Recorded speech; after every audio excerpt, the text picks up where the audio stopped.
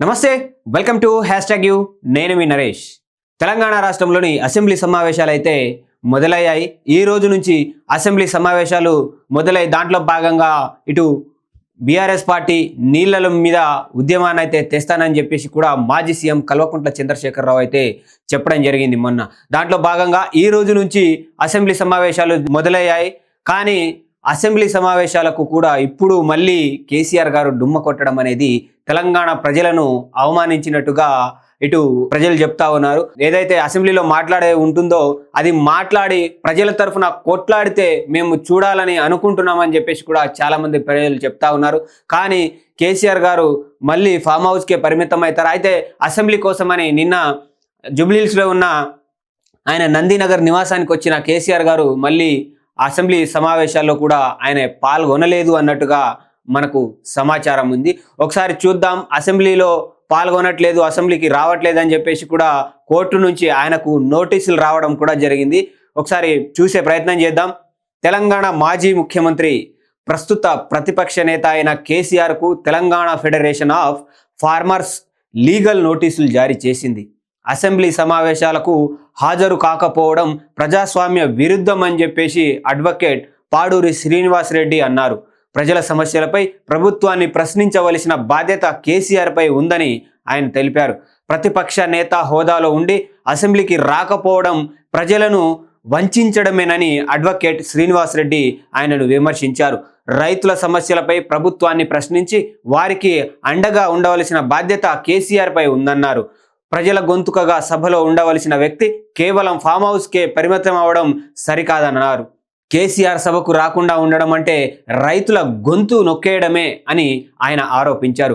Assembly సమావేశాలకు కేసీఆర్ రావాల్సిన అవసరం లేదని తామే సరిపోతామని బీఆర్ఎస్ వర్కింగ్ ప్రెసిడెంట్ కేటీఆర్ చేసిన వ్యాఖ్యలను అడ్వకేట్ తప్పుపట్టారు. ప్రజాస్వామ్య వ్యవస్థలో ఇలాంటి వ్యాఖ్యలు సరికావన్నారు. రాజ్యాంగ నిబంధనల ప్రకారం ఈ రోజు నుంచి ప్రారంభం కానున్న అసెంబ్లీ సమావేశాలకు కేసీఆర్ తప్పనిసరిగా హాజరు కావాలని ఆయన డిమాండ్ చేశారు. ప్రతిపక్ష నేతగా సభకు హాజరై ప్రభుత్వానికి నిర్మాణాత్మకమైన సూచనలు చేయవలసిన బాధ్యతాయుత పాత్రను కేసీఆర్ పోషించాలన్నారు. రాష్ట్రంలోని రైతుల కష్టాలపై అసెంబ్లీ వేదికగా ప్రభుత్వాన్ని నిలదీయాలన్నారు. ప్రజాప్రతినిధిగా ఎన్నికైన సభకు గైర్హాజరు కావడం ఓటర్లను అవమానించడమే అవుతుందని ఆయన నోటీసులో పేర్కొన్నారు. తెలంగాణ రాజకీయాల్లో ఇప్పుడు ఈ లీగల్ నోటీస్ చర్చనీయాంశంగా మారింది. ఈ రోజు నుంచి జరగనున్న అసెంబ్లీ సమావేశాలకు ప్రతిపక్ష నేత హాజరవుతారా లేదా అన్నది వేచి చూడాలి. వాడివేడి చర్చలకు శాసనసభ శాసన మండలి సమావేశాలు వేదిక కానున్నాయి. ఈరోజు ఉదయం 10:30 ప్రారంభం కానున్న సమావేశాల్లో తొలి రోజు దివంగత మాజీ ఎమ్మెల్యే రామరెడ్డి, దామోదర్ రెడ్డి, అలాగే కొండా లక్ష్మారెడ్డిలకు సంతాప తీర్మానాలతో సహా కొన్ని బిల్లులకు సంబంధించిన పత్రాలను సభలో ప్రవేశపెట్టనున్నారు. జిహెచ్ఎంసీలోని ఓఆర్ఆర్ పరిధిలో మున్సిపాలిటీల విలీనం, జిహెచ్ఎంసీ పరిధి పెరుగుతున్నందున వార్డుల సంఖ్య 150 నుంచి 300కు పెంపు, స్థానిక సంస్థ ఎన్నికల్లో 2 పిల్లల నిబంధన తొలగింపు, తెలంగాణ జీఎస్టీ సవరణ, ఉద్యోగుల హేతుబద్ధీకరణ, వేతన నిర్మాణ సవరణకు సంబంధించిన 2 ఆర్డినెన్స్లు, పంచాయతీరాజ్ చట్ట సవరణ, పంచాయతీరాజ్ గ్రామీణ అభివృద్ధికి సంబంధించి గెజిట్ ప్రచురణలకు ఆర్డినెన్స్లు ఈ సమావేశంలో చట్టబద్ధత కల్పించనున్నారు. Telangana Samagra Shiksha audit report, Telangana PM school for rising India audit report, ఉద్యాన అభివృద్ధి సంస్థ వార్షిక లెక్కలు తదితర పాత్రలను అసెంబ్లీలో ప్రవేశపెడతారు. తొలి రోజు సమావేశాలు ముగిసిన అనంతరం ఉభయ సభలు వచ్చే నెల 2కు వాయిదా పడే అవకాశాలు ఉన్నాయి. 30న వైకుంఠ ఏకాదశి, 31న ఆంగ్ల సంవత్సర చివరి రోజు, జనవరి 1న తొలి రోజును పురస్కరించుకొని సమావేశాలు నిర్వహించడం లేదని తెలుస్తోంది. సోమవారం ఉభయ సభలు వాయిదా అనంతరం రెండిటిలోని బిజినెస్ అడ్వైజరీ కమిటీ సమావేశాలు నిర్వహిస్తారు. ఎన్ని రోజుల పాటు సభలు నిర్వహించాలో నిర్ణయిస్తారు. 3-4 రోజుల పాటు శాసనసభ సమావేశాలు నిర్వహించే అవకాశం ఉన్నట్లుగా మనకు తెలుస్తూ ఉంది.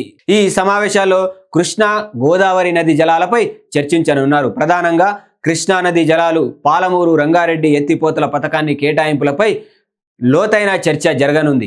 ఈ పథకం డిపిఆర్ను కేంద్ర ప్రభుత్వం వెనక్కి పంపించగా ఈ వ్యవహారం బీఆర్ఎస్ హయాంలోనే జరిగిందని ప్రభుత్వం చెబుతోంది. బీఆర్ఎస్ మాత్రం కాంగ్రెస్ ప్రభుత్వం హయాంలోనే వెనక్కి వచ్చినట్లు ఆరోపణలు చేస్తూ ఉంది. ఈ అంశంపై ఇప్పటికే ముఖ్యమంత్రి రేవంత్ రెడ్డి బీఆర్ఎస్ అధినేత కేసీఆర్ మధ్య మాటల యుద్ధం జరిగింది. పాలమూరు రంగారెడ్డి ప్రాజెక్టులకు 45 టీఎంసీల నీళ్లు కేటాయింపు మాత్రమే ప్రభుత్వం కోరిందని, ఇది తెలంగాణకు నష్టం చేకూర్చుతుందని బీఆర్ఎస్ నేత ఆరోపిస్తుండగా, తాము 90 టీఎంసీలు కోరుతూనే ముందస్తుగా ట్రిబ్యునల్ పరిధిలోనికి రాని 45 టీఎంసీలకు అనుమతులు ఇవ్వాలని మాత్రమే అడిగామని ప్రభుత్వం స్పష్టం చేస్తుంది.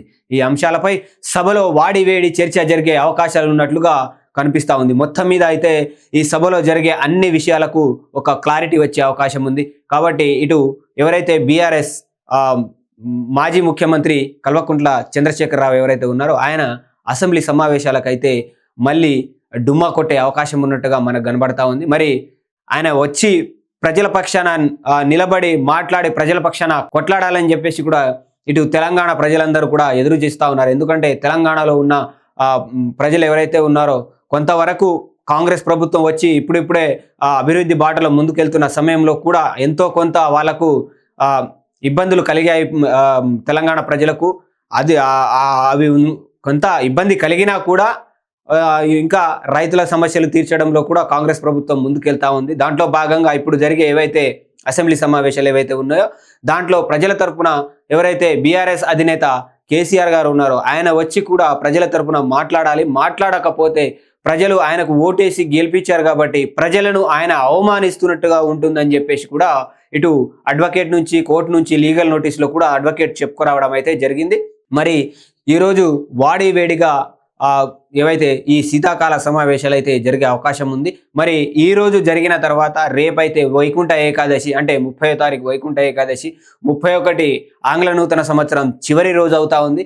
ఇంకా మళ్ళీ 1వ తారీఖు ఏంటంటే కొత్త సంవత్సరం ప్రారంభం కాబట్టి 1వ తారీఖు రోజున కూడా ఒక సెలవు తీసుకొని మళ్ళీ అసెంబ్లీ సమావేశాలు 2వ తారీఖు నుంచి మొదలయ్యే అవకాశం ఉంది. 2వ తారీఖు నుంచి మళ్ళీ 4-5 రోజుల పాటు అసెంబ్లీ సమావేశం జరిగే అవకాశం ఉంది. ఇటు ఉమ్మడి మహబూబ్ నగర్కి సంబంధించి పాలమూరు రంగారెడ్డి ఎత్తిపోతల దానికి సంబంధించి ఏవైతే ఉన్నాయో అసెంబ్లీలో చాలా వాడివేడిగా దాని మీద చర్చ జరిగే అవకాశం కనబడతా ఉంది. ఎందుకంటే మాజీ సీఎం కేసీఆర్ ఇటు ప్రస్తుత కాంగ్రెస్ సీఎం రేవంత్ రెడ్డిల మధ్య మొన్న మనం చూసాం. వాళ్ళ మధ్య ఈ నీళ్ల మీద మాటల యుద్ధం అయితే జరిగింది. దాంట్లో భాగంగా ఈ అసెంబ్లీ సమావేశాల్లో దాని గురించి చాలా హోరాహోరీగా చర్చ జరిగే అవకాశం కనబడతా ఉంది. ఈ వీడియోపై మీ అభిప్రాయాలను కింద కామెంట్ రూపంలో తెలియజేయండి.